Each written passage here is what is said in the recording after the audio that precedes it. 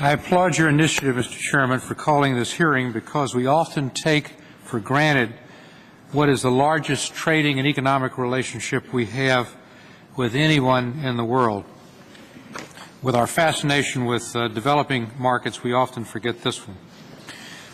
It's critical that we not squabble amongst ourselves and that we recognize that we have a historic opportunity together to lead the world's economy, and otherwise other nations and regions will surpass and supplant us. I want to put this in geopolitical terms as well.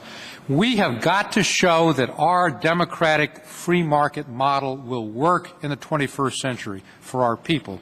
We're in a global competition, and if we can't show that, then the Chinese and other models of state capitalism and autocracy are going to have a leg up in third country markets. So this is not just an economic issue, it is a broad geopolitical issue as well. I want to now give some concrete examples of how we can deepen our relationship with the EU to our mutual benefit. First, we have to frontally attack the main barrier to improving U.S.-EU trade relations, and that is non-tariff barriers.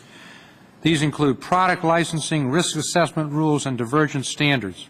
If we can do so, we can dramatically reduce business costs, improve the transatlantic competitiveness of our companies on both sides of the Atlantic, and unlock new trade and other opportunities. Last year, the EU itself estimated that if we could align and rationalize our transatlantic non-tariff measures, that for the U.S. we could gain $53 billion in annual GDP and add 6% to our exports to the EU, with comparable gains from their standpoint as well. I've worked on this now for 15 years.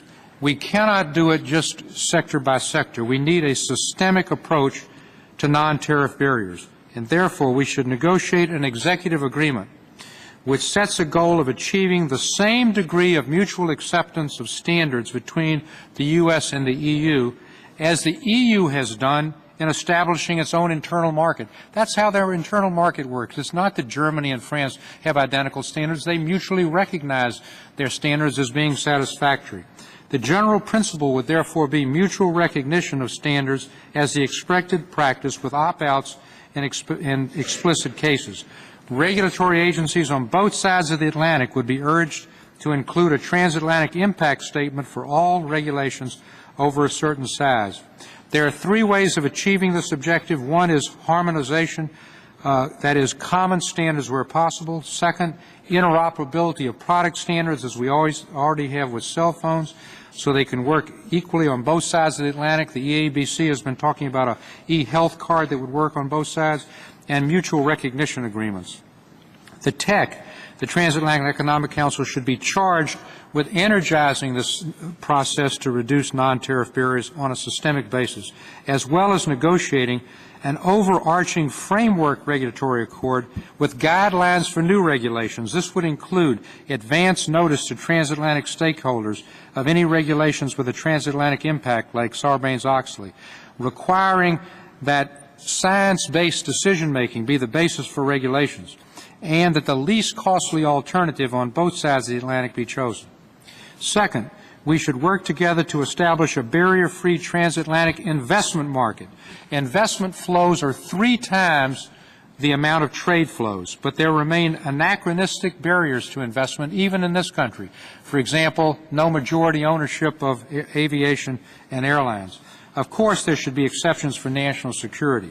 Third, the EU and U.S. should rebuild and re-energize their work together to open third markets and to combat protectionism and economic nationalism.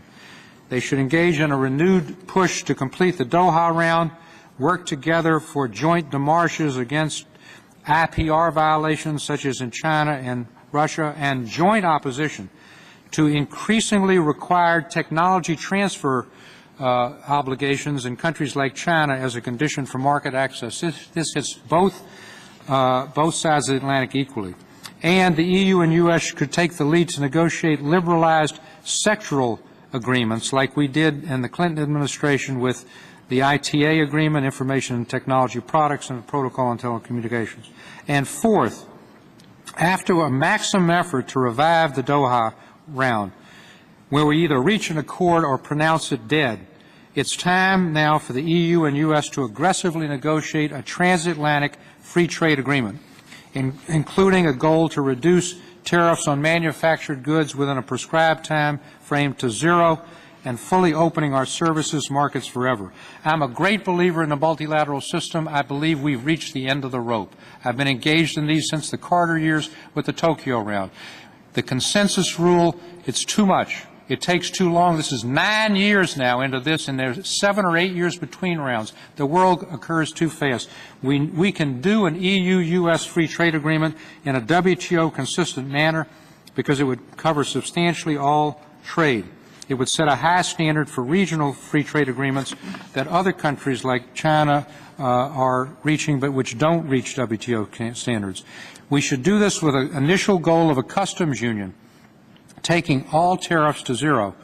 We can make this an open architecture agreement so that if other countries want to join in this, they can do so, creating a coalition of the willing and making it subject to WTO rules and dispute resolution. It's true that import duties on both sides are not that great, but they are nevertheless a tax on the daily business of companies across the Atlantic because of the huge trade volumes engaged. Going to a zero-duty world would reduce the cost of inputs to our products and make both European and American companies more competitive in world markets. It would help jumpstart liberalization efforts around the world and, again, as I said, create a high standard for other regional agreements. We're in a stage of world trade where any genuine liberalization is welcome. So let me conclude by saying this is the time to be ambitious. It's time to put the EU-U.S. economic relationship back on the front burner. It is time to recognize that whatever the differences are between us, they pale in comparison to the values that we have and the need to project that the democratic free market model can be competitive in the 21st century against other governance and economic models being thrown up to the world by Asian and other countries. Thank you very much again for your leadership in calling this hearing.